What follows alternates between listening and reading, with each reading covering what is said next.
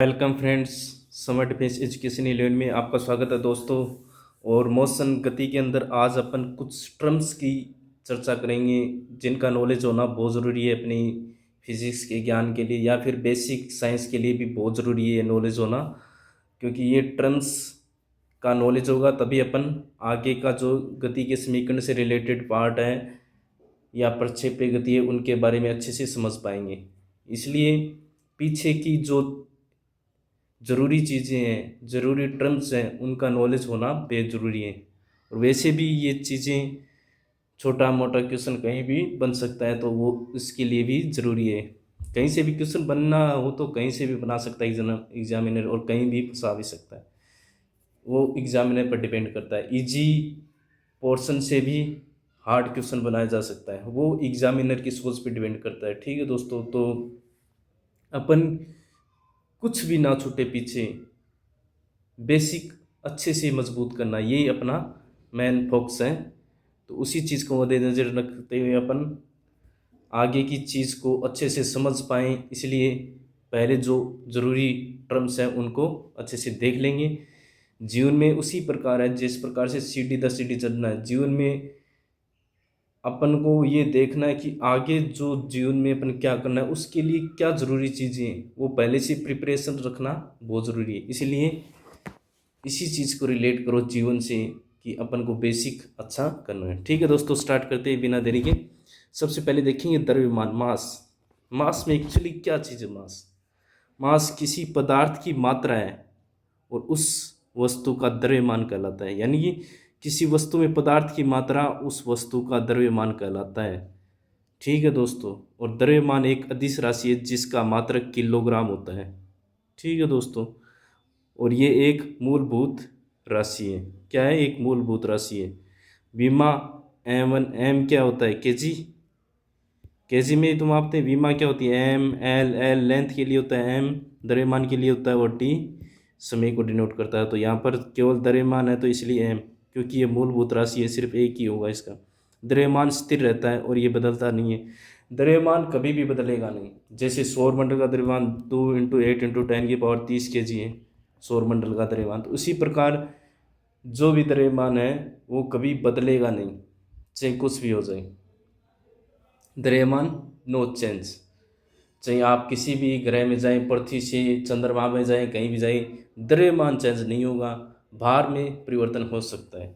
तो इसीलिए द्रव्यमान क्या, एक मूलभूत गुण है पदार्थ का। ठीक है दोस्तों, मूलभूत गुण भी बोल सकते हो, मूलभूत जो स्ट्रक्चर है वो भी। अब अपने अंदर मान लो 60 kg वजन है, मान लो 60 kg वजन, तो 60 kg एक्चुअली में अपना द्रव्यमान नहीं है। 60 kg जो गुरुत्वाकर्षण बल है, अपने द्रव्यमान के कारण जो गुरुत्वाकर्षण बल लग रहा है वो 60 kg है। अपन इसको 60 kg बोलते हैं, एक्चुअल में ये 60 N होता है भार। अपना जो है वो भार होता है, ये अपन यूनिट गलत लिखते हैं कि 60 kg वजन। वेट, अपना वेट द्रव्यमान को केजी में मापते हैं, जबकि भार, वजन, वेट इसको न्यूटन में मापा जाता है। लेकिन अपन जनरली, अब तो ये चलने लगा है ट्रेंडिंग में, अब कुछ बदलाव करेंगे तो बहुत सी चीज़ें डिस्टर्ब होंगी, लेकिन बदलाव ज़रूरी है। जो समझदार हैं, जो फिजिक्स को जानते हैं वो तो बदलाव करेंगे, क्योंकि भार एक्चुअली क्या होता है, न्यूटन में मापा जाता है। अब नेक्स्ट टर्म भार, वेट। वेट जो एक्चुअल में अपन मापते हैं कहीं भी, चाहे भर्ती में जाएंगे तभी अपना वेट, हाइट के अकॉर्डिंग वेट होना चाहिए। वो सब चीज़ें क्या है, डिफाइन की हुई है पहले से। एक स्ट्रक्चर, एक टेबल बनाई हुई है कि इस अकॉर्डिंग, इस एज में, इस हाइट के अकॉर्डिंग इतना वेट होना चाहिए। तो उस हिसाब से उसमें वेट को मापा जाता है, और भर्ती वगैरह में सब में वेट किया। लेकिन अपन को ये ध्यान में रखना है कि वेट न्यूटन में मापा जाता है, हालांकि अपन यूज़ करते हैं डेली लाइफ में केजी, जो कि गलत है। ठीक है, अब बात करेंगे बाहर किसी वस्तु पर पृथ्वी द्वारा लगाया गया गुरुत्वाकर्षण बल। यानी कि जो अपने वस्तु है, अपन खुद है, अपने द्वारा जो पृथ्वी पर फोर्स लगेगा और पृथ्वी इसके विपरीत फोर्स लगाएगी। यानी कि जो अपने द्वारा पृथ्वी पर फोर्स लग रहा है अपने वजन के कारण, अपने द्रव्यमान के कारण, जो अपना द्रव्यमान उसके कारण जो फोर्स लग रहा है उसे गुरुत्वाकर्षण बल कहते हैं। और उस वस्तु उस वस्तु का भार कहलाता है। यानी कि किसी वस्तु पर पृथ्वी द्वारा लगाया गया, यानी कि पृथ्वी अपने ऊपर जो अपने द्रव्यमान के कारण जो गुरुत्वाकर्षण बल लगाती है वही अपना क्या होता है, भार होता है, जिसे W बराबर एम जी से डिनोट करते हैं। एम क्या है यहाँ पे, द्रव्यमान जो केजी में मापा जाता है एक्चुअली, और जी त्वरण, कौन सा, गुरुत्वीय त्वरण। गुरुत्वीय त्वरण का मान कितना होता है, 9.8 मीटर प्रति सेकंड स्क्वायर। ठीक है दोस्तों, जब अब अपना द्रव्यमान निकालना, अपना भार मान लो 60 kg है, 60 kg एम, द्रव्यमान निकालना 9.8, तो एम बराबर कितना हो गया, 60/9.8। अब 60 में 9.8 का भाग दोगे, 9.8 का, जो द्रव्यमान आ गया वो एक्चुअली में अपना द्रव्यमान है।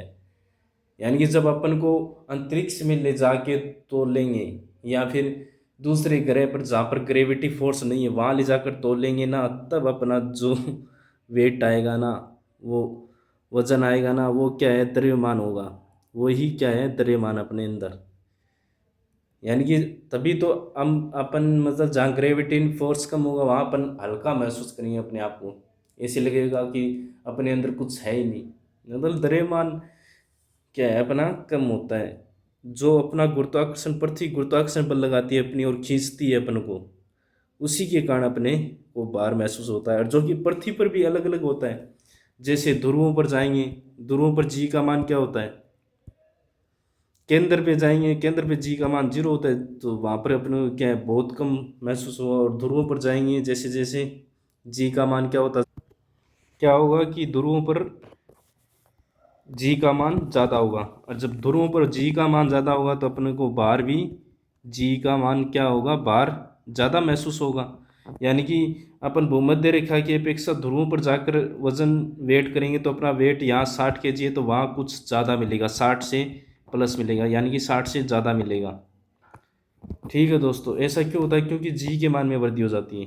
इसकी बाद में ज़्यादा डिटेल से चर्चा करेंगे अपनी गुरुत्वाकर्षण वाले पार्ट में, जो यूनिट पढ़ेंगे ना उसके बारे में, गुरुत्वाकर्षण बारे में डिटेल से तब देखेंगे। ठीक है दोस्तों, भार एक क्या है, सदिश राशि है, क्योंकि भार क्या आता है, न्यूटन में मापा जाता है, और न्यूटन क्या है, बल की इकाई है, और बल क्या होता है, सदिश होता है। इसलिए ये भी क्या है, एक सदिश राशि है जिसका मात्रक न्यूटन होता है। अब ध्यान में रखना, भार का मात्रक क्या होता है, न्यूटन। यहाँ क्वेश्चन फंसता है, ये नेवी एयरफोर्स में काफ़ी बार पूछा गया है कि भार का मात्रक बताओ, तो पहला ऑप्शन केजी दिया हुआ होता है, द्रव्यमान किलोग्राम, और 99% बच्चे वही ठोक देते हैं किलोग्राम, क्योंकि वो पढ़ा हुआ है तो भी वो ही करेंगे, क्योंकि एक अपनी जनरली आदत बन चुकी है कि भार केजी में, भार केजी में, भार केजी में। तो मतलब जो आदत बन गई है उसे छोड़ना बहुत मुश्किल हो जाता है। इसीलिए भार को किस में मापा जाता है, न्यूटन में मापा जाता है। इस चीज़ को याद रख लेना, जब भी बात की जाए भार न्यूटन, भार न्यूटन, बस माइंड में ये रखना। कोई भी पूछे भार कितना है अपना, तो 60 kg न्यूटन, 60 kg 60 न्यूटन है भाई, केजी मत बोलना। अब देखो जनरली निकल गया ना केजी, यही अपनी आदत है, क्योंकि अपन यूज ही यही कर रहे हैं बचपन से। भार की दिशा सदैव पृथ्वी के केंद्र की ओर होती है। जो भार होता है ना उसकी दिशा हमेशा किसकी ओर होगी, केंद्र की ओर होती है। इसलिए ये सदिश राशि है, जो भी भार होगा अपना वो पृथ्वी के केंद्र की ओर लगेगा। ठीक है, अपनी ओर तो आकर्षित कर रही है पृथ्वी, यानी ये पृथ्वी द्वारा ही तो लगाया जा रहा है गुरुत्वाकर्षण बल। इसलिए भार की दिशा सदैव पृथ्वी के केंद्र की ओर होती है। एक ग्रह से दूसरे ग्रह पर जाने पर द्रव्यमान अपरिवर्तित रहता है, ये बता ही दिया। जबकि गुरुत्वीय त्वरण में परिवर्तित होने से वस्तु का भार परिवर्तित हो जाता है। जैसे दूसरे ग्रह पर जाएंगे तो उसका गुरुत्वीय त्वरण, उसका गुरुत्वाकर्षण बल अलग होगा, जिससे जी का मान अलग होगा वहाँ पे, और जी का मान अलग होने पर क्या होगा, भार भी परिवर्तित हो जाएगा। गुर जैसे चंद्रमा पर गुरुत्वीय त्वरण पृथ्वी की तुलना में क्या होता है, 1/6। यानी कि पृथ्वी पर जी अगर 9.8 है तो चंद्रमा पर कितना होगा, 9.8/6। ये चंद्रमा पर होगा 9.8/6। तो अब मान लो पृथ्वी पर भार कितना है, चंद्रमा पर भार W-m(g) कितना होगा, W- बराबर m(g) का मान G/6 यहाँ रखेंगे तो कितना आ जाएगा, W- बराबर W। एक मिनट दोस्तों, थोड़ा सा करेक्शन था, वो करेक्शन सही किया है। ठीक है, तो यहाँ पर क्या होगा, mg तो क्या है, W, क्योंकि ये किस में है, पृथ्वी पर है, तो इसका कितना आ जाएगा, 6, मतलब बटा 6 में, यानी कि 1/6 भाग हो जाएगा किसका, वजन का। जो भार है वो 1/6 हो जाएगा कहाँ पर, पृथ्वी चंद्रमा पे। जब अपन चंद्रमा पर अपन भार कितना है 60 न्यूटन है, तो वहाँ पे जाएंगे कहाँ पे, चंद्रमा पे, तो कितना हो जाएगा 60/6, कितना आ जाएगा 10 न्यूटन। बस इतना, देखो सोचो 10 न्यूटन। अब चंद्रमा पर 10 न्यूटन, तभी तो अब उपग्रह छोड़े जाते हैं या फिर अंतरिक्ष यात्री चंद्रमा पर जाते हैं, तो वो थोड़े से हवा में उड़ते रहते हैं, क्योंकि वहाँ की ग्रेविटी फोर्स उतनी नहीं है जितनी पृथ्वी की है, कम है, 6 गुना कम है। इसलिए क्या होगा, वहाँ पे 1/6 होती है पृथ्वी की तुलना में, तो उसी वजह से वहाँ पर क्या हो रहा है, वो हवा में तैरते रहते हैं जो भी अंतरिक्ष यात्री हैं। ठीक है दोस्तों, अब चलते हैं अपन नेक्स्ट पॉइंट पे, दूरी। अब दूरी और विस्थापन दोनों साथ साथ में पढ़ेंगे, क्योंकि बहुत सा कंफ्यूज रहता है दोस्तों इसमें, दूरी और विस्थापन में, और दोनों ही अलग अलग हैं, और दोनों का मात्रक विमा सेम है, लेकिन कुछ डिफरेंस है वो देखो। सबसे पहले दूरी, डिस्टेंस क्या होती है, किसी वस्तु द्वारा तय की गई कुल पथ की लंबाई दूरी कहलाती है। जैसे मान लो यहाँ से चला, अब पहाड़ों में रास्ते ऐसे टेढ़े मेढ़े होते हैं, मान लो अपन को जाना है चंबा से किन्नौर, पांगी वैली जाना है, तो पांगी वैली इसी प्रकार से टेढ़े मेढ़े, चुराव वैली होते हुए रास्ते टेढ़े मेढ़े हैं। अब पहाड़ों में मान लो ये एक पहाड़ यहाँ पे है और एक घाटी, दूसरी घाटी यहाँ पे, यहाँ तक जाने में भी अपन को ऐसे चक्कर काटते काटते काटते बहुत टाइम लग जाता है। यानी कि डिस्टेंस यहाँ से मान लो 10 किलोमीटर है, लेकिन घूमते घूमते घूमते ये 40-50 किलोमीटर हो जाता है, क्योंकि पहाड़ों पर रास्ते सीधे नहीं होते हैं, वो पहाड़ों पर ऐसे चढ़ाई नुमा ऊपर टेढ़े मेढ़े रास्ते बनाए जाते हैं, क्योंकि पॉसिबल नहीं है डायरेक्ट। अगर डायरेक्ट बनाना है तो सुरंग से गुजारनी पड़ेगी, जो कि आजकल अब सुरंग भी वहाँ पॉसिबल है जहाँ पर लैंडस्लाइडिंग कम होती है, अब ज़्यादा लैंडस्लाइडिंग वाले इलाकों में तो पॉसिबल नहीं। तो अब दूरी क्या हुई, दूरी तो बहुत ज़्यादा हो गई, तो वही क्या है, पूरी पथ, मतलब यहाँ से लेके चंबा से लेके पांगी तक टोटल कितनी दूरी की है टेढ़ी मेढ़ी, ये सारी दूरी मान लो 130 किलोमीटर डिस्टेंस तय की है, तो ये 30 किलोमीटर क्या हो जाएगी, उसकी दूरी कहलाएगी। ठीक है दोस्तों, दूरी हमेशा किस में मापी जाती है, मीटर में। ठीक है दोस्तों, एसआई पत्ती की बात कर रहा हूँ, वैसे तो अपन किलोमीटर में मापते हैं लंबी दूरियों को। ठीक है दोस्तों, दूरी एक अदिश राशि है, ठीक है, क्योंकि इसकी कोई डायरेक्शन नहीं होती इधर उधर उधर उधर कहीं भी। दूरी हमेशा धनात्मक होती है, दूरी कभी भी ऋणात्मक नहीं होती। अब आप किसी ने सुना है कि मैंने -6 किलोमीटर चला हूँ आज, कोई बोला है कि मैं -2 किलोमीटर दौड़ लगा गया है आज, नहीं ना। यानी कि दूरी हमेशा धनात्मक होगी। अगर स्थिर अवस्था में, समय अवस्था में, तब तो शून्य है। अगर कोई यहाँ व्यक्ति खड़ा है 2 घंटे बाद भी यहीं खड़ा है, तब तो शून्य है दूरी। लेकिन वो कुछ चला है, टेढ़ा मेढ़ा से कुछ भी किया है, तो वो टोटल दूरी क्या हुई, कुछ ना कुछ आएगा मान उसका, वो धनात्मक ही होगी, पॉजिटिव होगी हमेशा। ठीक है, नेगेटिव कभी नहीं हो सकती दूरी। अब ऐसा क्वेश्चन आएगा स्टेटमेंट वाला, दूरी ऋणात्मक होती है, दूरी शून्य संभव है, दूरी धनात्मक संभव है। अब दूरी शून्य और धनात्मक तो संभव है, लेकिन ऋणात्मक कभी नहीं होगी, वो वहीं फंसाएगा एग्जामिनर। ठीक है दोस्तों, क्योंकि स्टेटमेंट वाले क्वेश्चनों में अपन फास्ट करने की कोशिश करते हैं, तो ये छोटी चीज़ें क्या हो जाती हैं, मिस हो जाती हैं, देख नहीं पाते।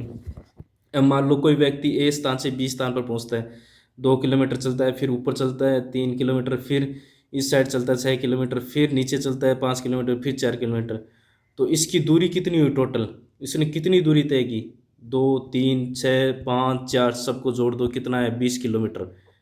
2 3 5 5 5 10, 6 4 10, 10 और 10 20 किलोमीटर। तो टोटल उसने दूरी ए से बी तक जाने में कितनी तय की है, 20 किलोमीटर। अब हो सकता है डायरेक्ट ये दूरी कितनी हो, 12 13 या 15 कुछ भी हो सकती है, कम दूरी होगी, क्योंकि ये तो इधर से टेढ़ा रास्ता ऐसा ही है इसका। तो इसलिए दूरी क्या हो सकती है, अधिक होगी हमेशा विस्थापन की अपेक्षा, और दूरी हमेशा धनात्मक होगी। अब बात करेंगे विस्थापन की। डिस्प्लेसमेंट, डिस्प्लेसमेंट ये क्या होता है, किसी वस्तु द्वारा तय की गई पथ की प्रारंभिक से अंतिम बिंदु के बीच की न्यूनतम दूरी विस्थापन कहलाती है। यानी कि ये बिंदु के बीच से न्यूनतम दूरी क्या होगी, ये डायरेक्ट इसको मिलाने वाली एक रेखा, काल्पनिक रेखा खींच लो, और ये जो दूरी होगी ना एक्चुअल, वो क्या होती है, विस्थापन होती है। ठीक है, न्यूनतम दूरी यही है, जो मतलब दो बिंदुओं के बीच में न्यूनतम दूरी मतलब विस्थापन। विस्थापन एक सदिश राशि है जिसका मात्रक मीटर होता है, इसका मात्रक भी मीटर होता है, विमा भी दोनों की सेम होगी, m0 l1 t0। ठीक है दोस्तों, विस्थापन शून्य हो सकता है और विस्थापन ऋणात्मक भी हो सकता है और विस्थापन धनात्मक भी हो सकता है, ये चीज़ ध्यान में रखना। अब इनमें डिफरेंस क्या है, विस्थापन ऋणात्मक हो सकता है जबकि दूरी कभी भी ऋणात्मक नहीं होगी, दूरी कभी भी ऋणात्मक नहीं होगी। ठीक है दोस्तों, एक और नोट करने वाला पॉइंट, दूरी हमेशा क्या रहेगी, ज़्यादा होगी किससे, विस्थापन से। विस्थापन से हमेशा दूरी ज़्यादा होगी। विस्थापन तो क्या है, न्यूनतम दूरी है दो बिंदु के बीच में, और दूरी क्या है, अपने कुल पथ में टोटल दूरी कितनी तय की रास्ते में जाते हुए, वो क्या होती है, टोटल दूरी होती है। ठीक है दोस्तों, बहुत ईजी चीज़ें हैं, बस समझना है।